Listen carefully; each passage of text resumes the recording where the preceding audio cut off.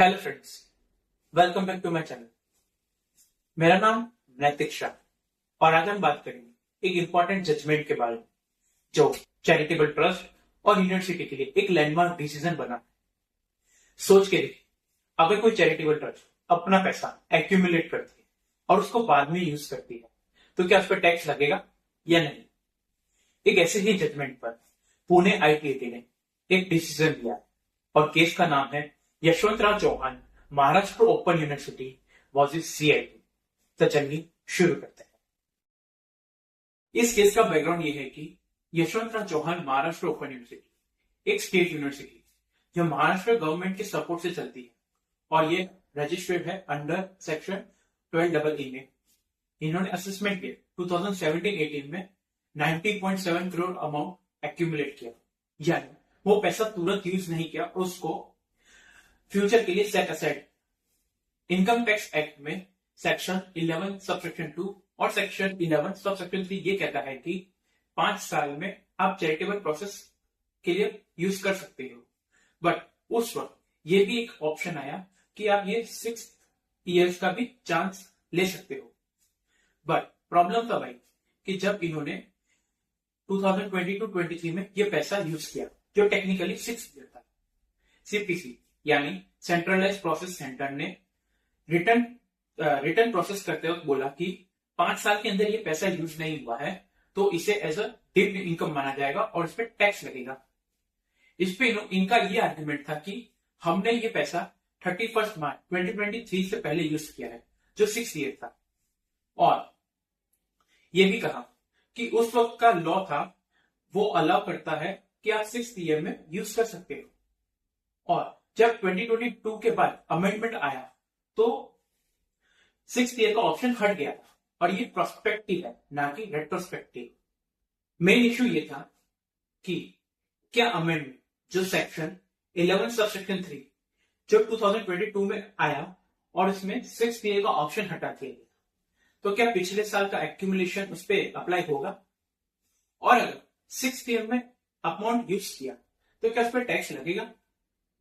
एक simple example लेते हैं। मान लीजिए एक स्कूल ट्रस्ट है जिन्होंने असेसमेंट 2017-18 में 10 करोड़ रुपीस का एक्यूमुलेट किया फ्यूचर बिल्डिंग के लिए। यहां पर लॉ ये कहता है वो पैसा आपको 5 साल के अंदर यूज करना है, यानी 31 मार्च 2022 तक। बट यहां पर स्कूल ट्रस्ट ने बिल्डिंग बनाई और वो पैसा खर्च कर दिया, और वो खर्च किया 2022-23 यानी 6 ईयर में। यहां पर सीपीसी ये बोला कि आपने पैसा 5 साल के अंदर यूज नहीं किया और आपने ये यूज किया 6 ईयर में, तो असेसमेंट ईयर 2023-24 में आपको ये टैक्सेबल होगा। यही कंफ्यूजन कोर्ट के सामने आया।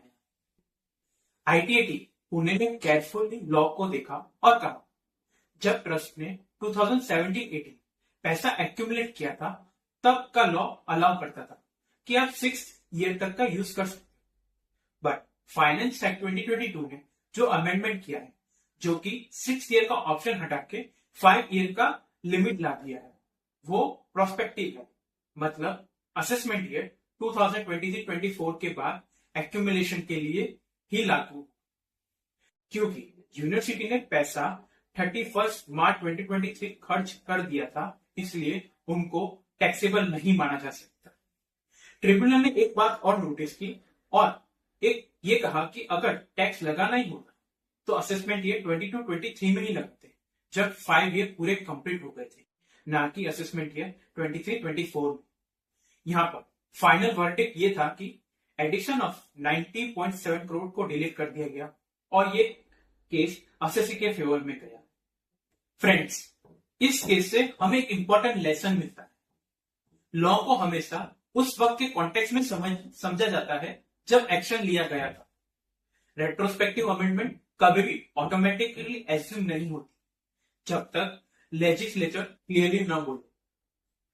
ट्रस्ट और चैरिटेबल इंस्टीट्यूट के लिए एक्यूमुलेशन का प्लानिंग करते वक्त पुराने और नए लॉ का डिफरेंस समझना बहुत ही जरूरी है।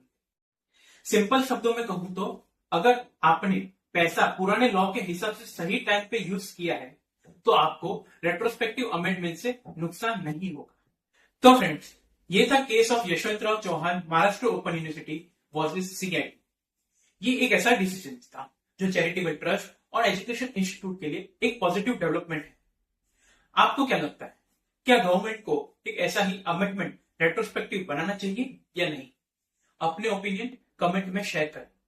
और अगर आपको ये वीडियो अच्छा लगा तो वीडियो को लाइक करें, शेयर करें और चैनल को सब्सक्राइब करें।